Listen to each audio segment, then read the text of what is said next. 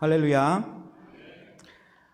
이곳에 계신 모든 성도분들, 그리고 또 화면을 통해서 함께 예배에 참여하는 모든 분들에게 하나님의 은혜가 함께하기를 소망합니다.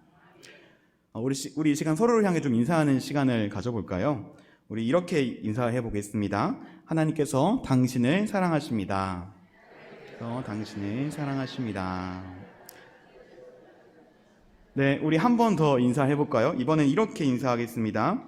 우리도 하나님을 사랑합시다. 우리도 하나님을 사랑합시다. 네. 비가 오락가락 습한 날씨가 계속 이어지고 있습니다.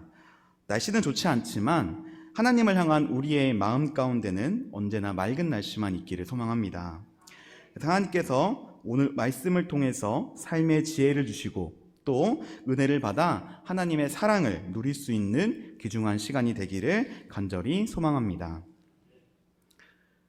오늘 우리가 나눌 말씀의 제목은 인생에 고난이 있다면입니다. 오늘 말씀 본문과 그리고 또 오늘 제목을 정하고 난 뒤에 저는 참 많은 고민에 빠지게 되었습니다. 아니, 제가 살았으면 얼마나 살았다고 인생의 고난을 논할 수 있겠습니까? 저는 아직 20대의 끝자락을 붙잡고 있는 젊디 젊은 사람인데 산전수전 다 겪으신 이 성도님들 앞에서 무슨 주름을 잡을 수 있을까요? 그런데 하나님께서 계속 저에게 이러한 본문을 가지고 계속 마음을 주셨습니다. 부족한 저는 그저 말씀을 대언할 뿐 인생의 진리를 알려주시는 분은 오직 하나님이심을 믿고 오늘의 말씀 가운데 하나님께서 들려주시는 음성에 귀를 기울이는 저와 여러분이 되기를 소망합니다. 고난과 근심, 걱정이 많은 시대입니다. 누구 하나 속편한 이들이 없고 또 각자가 각자의 고민을 안고 있는 세상 속에서 그리스도인이라고 과연 얼마나 다를까요? 물론 신앙이 인생에 있어서 유의미한 위로감과 또 안정감을 준다고도 하지만 이 세상의 인간으로 살아가는 한 고난과 고통은 피할 수 없는 것임을 우리는 너무나도 잘 알고 있습니다. 우리도 누군가에게 상처를 입을 때가 있고요. 나의 행동과 상관없이 불의와 마주할 때가 있고 또 누구에게도 이해받지 못하고 상실의 아픔을 겪게 되는 그런 순간순간이 있는 것입니다. 제가 어렸을 적에 교통사고가 난 적이 있습니다. 가족들과 함께 이제 교회차를 타고 집으로 가던 중에 일어난 일이었습니다. 한겨울이었는데요. 빙판에 미끄러진 차량이 가드레일을 뚫고 그대로 언덕을 수차례 굴러 떨어졌습니다. 저는 그전까지 우리 가족이 전부 하나님을 믿는 그리스도인들이기 때문에 우리들에게 아무런 사고도 없을 거고 우리가 다치지 않을 것이라 그렇게 굳게 믿고 있었습니다. 그런데 그 믿음이 깨어지는 것을 저는 흐려지는 의식과 함께 깨닫게 되었습니다. 정말 다행히도 그곳에 타고 있던 가족들 모두 아주 크게 다치지는 않았지만 어렸던 저는 그 당시에 이런 생각을 했었더랍니다. 하나님 믿는다고 무적이 아니구나. 참 유치한 생각이죠. 하나님 믿는다고 우리 인생에 좋은 일만 있는 것은 아닙니다. 때때로 우리 가운데 고난이 있고요. 우리 가운데 어려움이 있습니다. 믿음의 정도가 우리의 삶의 질과 연결된다면 성경 가운데 믿음의 길을 걸어왔던 수많은 사람들의 인생이 어려움을 겪지 말았어야 했을 것입니다. 그리고 오늘 우리가 읽은 말씀 속 그리스도인 된 자들에게도 그런 어려움들은 없어야 했을 것입니다. 하지만 오늘 본문 말씀을 전하고 있는 예수님의 제자된 사도 베드로는 가장 처음부터 이 그리스도인들에게 닥친 고난에 대해서 설명하고 있습니다. 사랑하는 자들아, 너희를 연단하려고 오는 불시험을 이상한 일 당하는 것 같이 이상히 여기지 말고. 아멘. 베드로는 그리스도인들에게 불시험이 다가오고 있음을 전제하고 있습니다. 이는 문자적으로도 또 상징적으로도 어느 정도 의미가 있는 표현인데요. 베드로전서는 통상적으로 베드로가 순교했다고 알려진 주후 64년에서 66년 사이에 이 로마의 속주에 거하고 있던 그리스도인들에게 보내는 편지의 형식으로 쓰였다고 알려져 있습니다.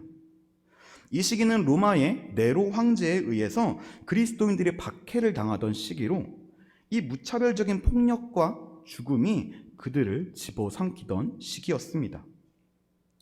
예수님의 십자가 사역 이후 흩어졌던 그리스도인들은 곧 일부 유대인들과 로마 제국에 의해 심한 박해를 받게 됩니다. 스데반의 죽음을 비롯하여서 여러 번 죽을 고비에 마주하게 된 이 사도들과 그리스도인들의 삶은 어쩌면 예수님께서 선포하셨던 이사야의 예언 속 세상과 좀 거리가 멀게 느껴지곤 합니다. 거룩한 산, 모든 곳에서 해됨도 없고 상함도 없을 것이라 하였던 이 하나님의 나라는 도대체 언제 오는 것인지, 이 고난의 끝이 있기는 한 건지 그들은 바닥난 인내심을 끌어모으며 하루하루를 견뎌야 했을 것입니다. 베드로도 그 고난받던 사람들 중에 한 명이었습니다. 수차례 감옥에 갇히기도 하고요, 어느 날은 공회에 끌려가서 신문을 받기도 하면서 베드로는 그가 그리스도인으로서 받을 수 있었던 고난이란 고난은 모조리 받게 되었습니다. 그런데 그런 그가 오늘 본문 말씀에서 그런 고난에 대하여 그것을 이상히 여기지 말며 오히려 즐거워하라 라고 말하고 있습니다. 우리는 분명 하나님을 믿고 또 그분의 말씀대로 살아가기로 한 그리스도인들입니다. 그렇다면 우리들에게 세상적인 복 정도는 허락해 주실 수도 있을 만한데 실제로 우리들의 삶이 그렇게 녹록지는 않습니다. 그리스도인들이라고 취업 걱정이 없나요? 자녀들의 문제, 노후 문제가 다 물질적으로 보장되나요? 오히려 그리스도인이라는 이유로 얻게 되는 손해가 덜어 있었을지도 모르겠습니다. 그런데 그것을 이상히 여기지 말라, 오히려 즐거워하라, 베드로는 이렇게 말하고 있는 것입니다. 왜 베드로는 이 고난이 우리들에게서 떠나도록 기도하자라고 말하지 않는 것일까요? 그가 이렇게 말할 수 있었던 이유는 무엇일까요? 우리는 베드로가 이해하고 있는 이 고난에 대하여 나눔으로써 그가 진정으로 디아스포라된 그리스도인들에게 전하고자 하는 말을 알아낼 수 있을 것입니다. 우리가 고난을 이상히 여기지 말아야 될 첫 번째 이유는 우리가 택함을 받은 자들이기 때문입니다. 아니, 우리가 택함을 받은 자들이라면 더더욱 우리들에게 고난이 없어야 하는 것 아니겠습니까? 그런데 아까 말했던 것처럼 그리스도인들이라고 해서 고난이 없는 것은 아닙니다. 세상 사람들과 동일하게, 아니 어쩌면 그리스도인이라는 이유로 더 큰 고난 속에 시달릴 때가 많이 있습니다. 그래서 본문 속의 그리스도인들은 오늘 12절의 말씀과 같이 자신들에게 닥치는 이 고난을 의외의 것, 이상한 것으로 여겼을 것입니다. 그러나 베드로는 분명하게 선한 일을 행하는 자들에게도 고난이 있음을 암시하고 있습니다. 베드로전서 3장에서 그는 이렇게 말하고 있습니다.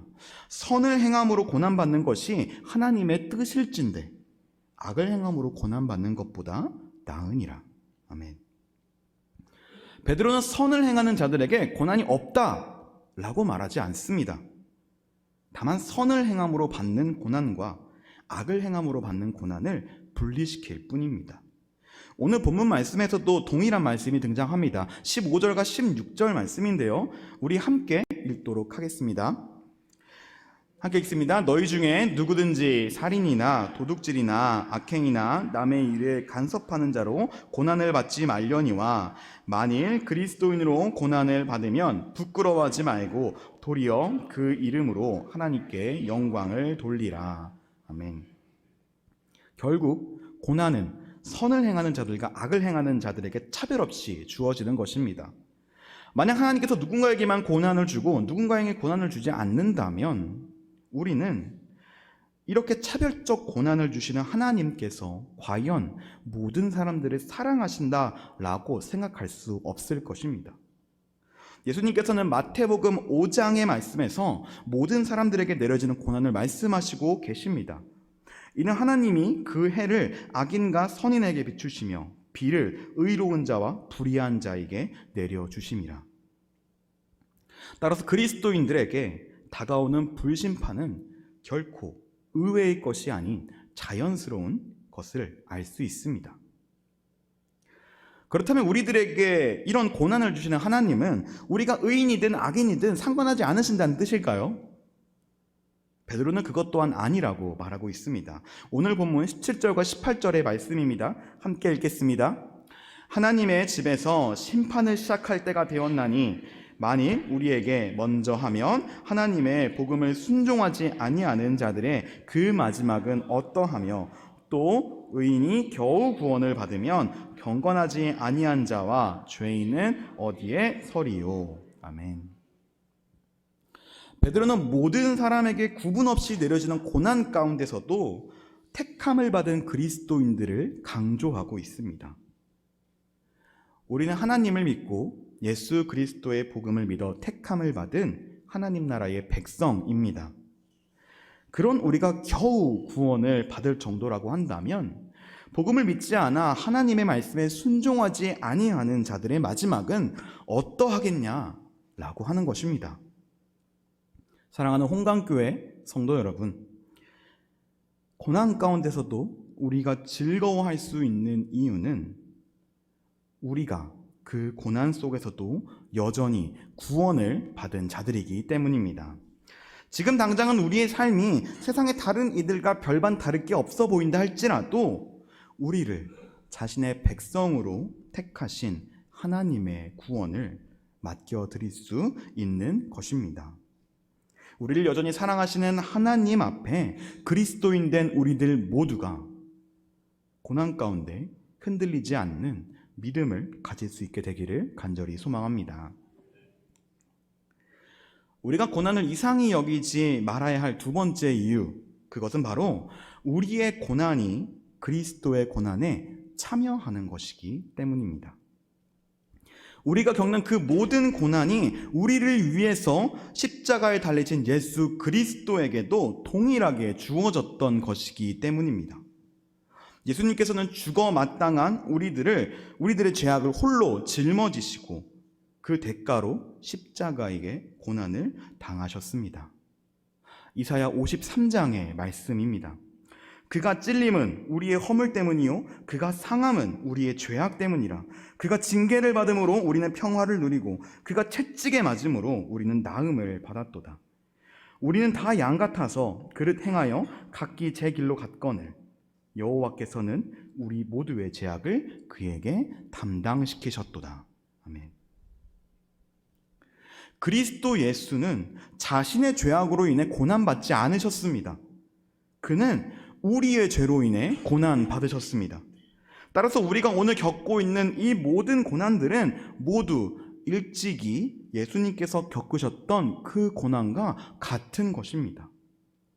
우리는 예수님께서 겪으신 그 고난에 참여함으로써 예수님과 연합하게 되고 주께서 행하신 그 모습대로 우리도 그 모범을 따라서 살아갈 수 있게 되는 것입니다. 오늘 본문의 말씀은 아니지만 같은 장 1절과 2절에서 베드로는 이렇게 말하고 있습니다. 그리스도께서 이미 육체의 고난을 받으셨으니 너희도 같은 마음으로 갑옷을 삼으라. 이는 육체의 고난을 받은 자는 죄를 그쳤음이니 그 후로는 다시 사람의 정욕을 따르지 않고 하나님의 뜻을 따라 육체의 남은 때를 살게 하려 함이라. 아멘. 그리스도의 고난에 참여하는 자들은 하나님의 뜻에 따라 살아가게 됩니다. 따라서 우리는 이 고난 가운데서도 즐거워할 수 있습니다. 우리보다 앞서서 고난을 겪으신 예수 그리스도께서 우리를 위하여 중보하시고 우리와 함께하여 주시기 때문입니다. 한 사람이 꿈을 꾸었습니다. 그 꿈은 예수님과 해변을 걷는 꿈이었습니다. 걸어가는 길목마다 자신의 인생이 펼쳐져 있고요. 그 곁을 자신과 예수님 두 발자국이 걸어가고 있는 것을 그는 발견합니다. 그런데 어느 순간부터 그 발자국이 두 개가 아니라 하나가 됩니다. 그때의 순간이 자신의 인생에서 정말 어렵고 힘들고 슬픈 고난의 시간대였음을 안 그 사람은 예수님께 따져 묻습니다. 주님, 주님은 저와 항상 동행해 주시겠다고 하시면서 왜 내가 가장 어려운 그 순간에 함께하지 않으셨나요? 그런데 예수님의 대답은 이랬습니다. 나는 결코 너를 떠난 적이 없단다. 내 시련의 순간, 내가 그 고난의 순간을 걸었던 하나의 발자국은 너의 것이 아니라 나의 것이다. 내가 너를 업고 갔던 순간이기 때문이란다. 우리는 고난 가운데 있을 때 불평하고 원망합니다. 마치 내 곁에 아무도 없는 것 같고 내 고난을 아무도 이해해 주지 않을 것이란 생각에 잡히곤 합니다. 하지만 우리가 고난의 그 순간에 조금만 눈을 떼고 주변을 둘러본다면 그 고난에 함께 하시는 예수님을 발견할 수 있을 것입니다. 한 명의 동행자가 있는 것만으로도 그 고난이 아주 쉽게 여겨질 텐데 그 동행자가 예수님이라고 한다면 우리에게는 결코 고난을 두려워할 이유가 없는 것입니다. 오히려 예수님과 함께함으로 우리는 즐거워해야 합니다. 우리가 겪는 이 고난이 예수님의 길을 따르는 것임을 생각할 때 우리는 즐거워할 수 있는 것입니다. 사랑하는 홍각교회 성도 여러분, 예수님과 함께할 때 고난은 그저 우리 앞에 놓인 장애물이 아니라 예수님의 길을 따라가는 하나의 과정이 됩니다. 우리가 예수님의 제자로서 그와 같은 길을 걷고 있다는 증거가 됩니다. 그러므로 그리스도인 된 우리들은 예수님의 그 길을 따라가며 즐거워해야 하겠습니다. 고난 가운데 결코 흔들리지 않는 믿음을 보이신 예수 그리스도의 길을 따르는 것이 우리들에게 즐거움이 됨을 기억하시기를 바랍니다. 이 마음을 가지고 기꺼이 주님의 고난에 동참하는 우리가 되기를 소망합니다. 우리가 고난을 이상히 여기지 말아야 될 세 번째 이유는 우리의 고난을 통해서 하나님께서 영광을 받으시기 때문입니다. 베드로는 우리가 모든 고난을 즐거워해야 한다는 것이 아니라 선을 행함으로 받게 되는 고난을 즐거워해야 한다고 말하고 있습니다. 우리가 의를 위하여 하나님과 그리스도의 영광을 위하여 고난을 받을 때 우리는 즐거워할 수 있다는 것입니다. 이러한 표현이 오늘 본문 말씀에 등장하는데요. 14절에 그리스도의 이름으로 그리고 16절에 그리스도인으로 등이 그런 것들입니다. 오늘의 본문을 자세히 들여다보면 13절과 16절의 고난 그리고 14절의 치욕의 반대편에 항상 영광이라는 글씨가 있는 것을 알 수 있습니다. 고난과 치욕을 당하는 그리스도인들의 곁에는 항상 영광을 받으시는 하나님과 그리스도가 계신 것입니다. 본래 영광과 고난은 공존할 수 없는 두 단어임에도 불구하고 이 역설적인 구조가 우리로 하여금 고난을 이겨내게 하는 열쇠가 됩니다.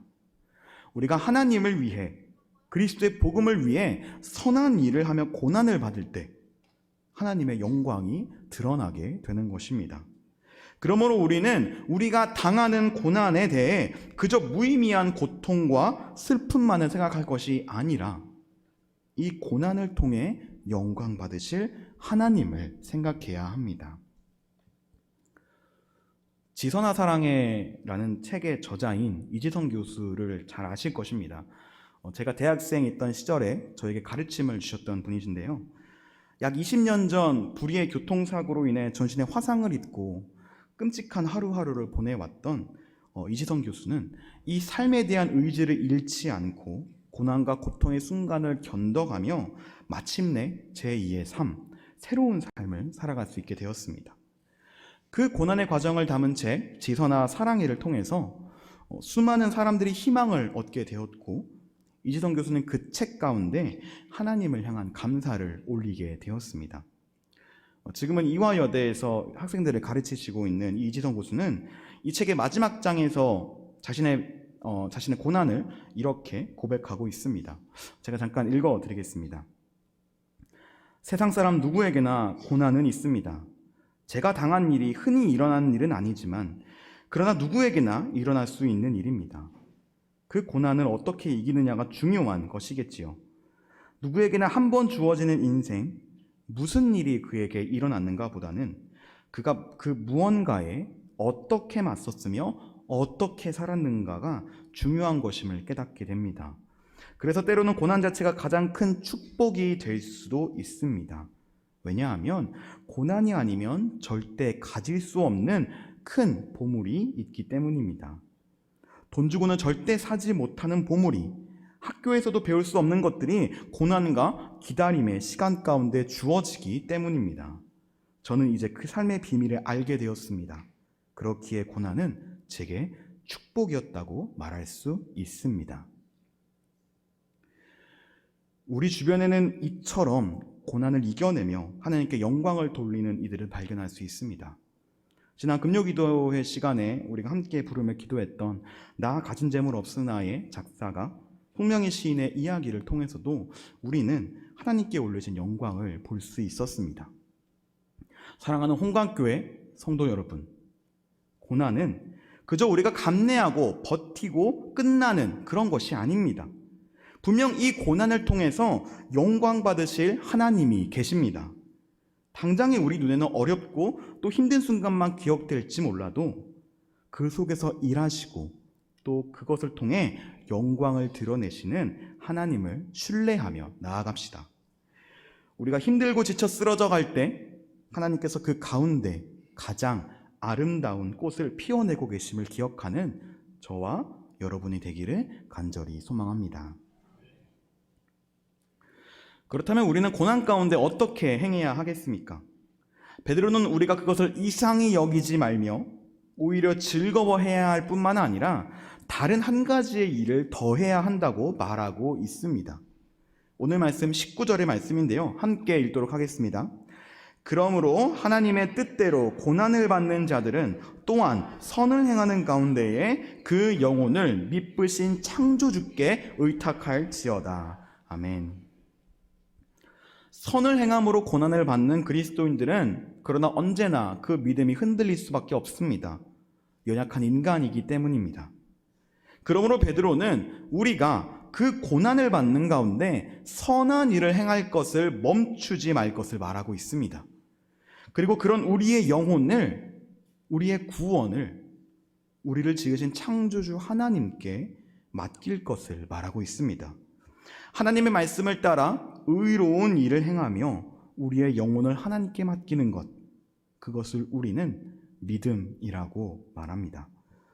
이 믿음의 길을 따라 걸어가는 우리들이 될 수 있기를 소망합니다.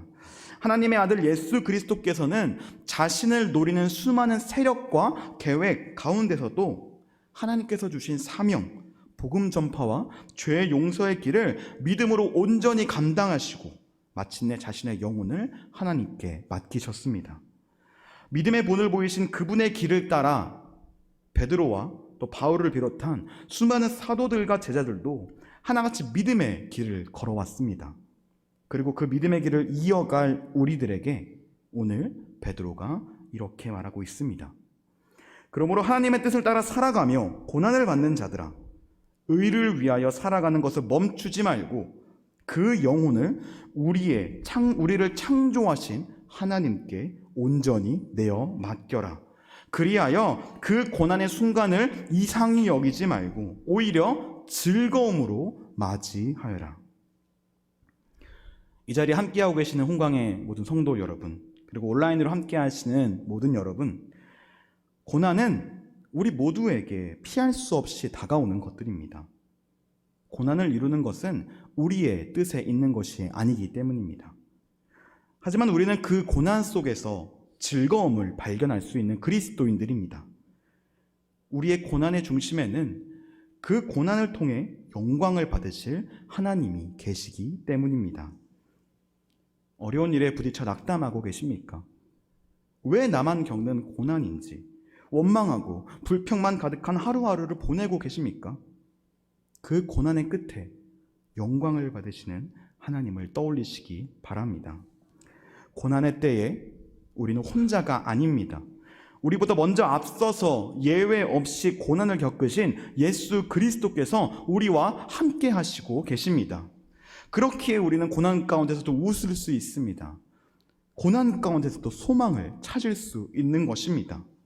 오늘의 말씀을 통하여 각자의 마음속에 있는 그 근심과 걱정이 하나님께 영광을 돌리는 찬양과 감사가 될 수 있기를 소망합니다. 그래서 고난 가운데 있는 우리의 영혼을 믿음으로 하나님께 내어 맡길 수 있기를 바랍니다. 고난 중에 영광 받으실 하나님께서 우리와 언제나 함께 하심을 믿는 우리 모두가 되기를 주님의 이름으로 간절히 기원합니다. 우리 이 시간 말씀을 가지고 함께 기도하기를 원합니다. 우리는 고난 가운데 있습니다.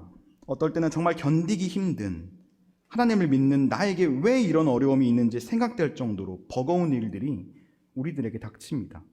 하지만 그때마다 우리가 오늘의 말씀을 기억하여 그것을 이상히 여기지 않고 오히려 그것을 즐거워할 수 있게 해달라고 기도합시다.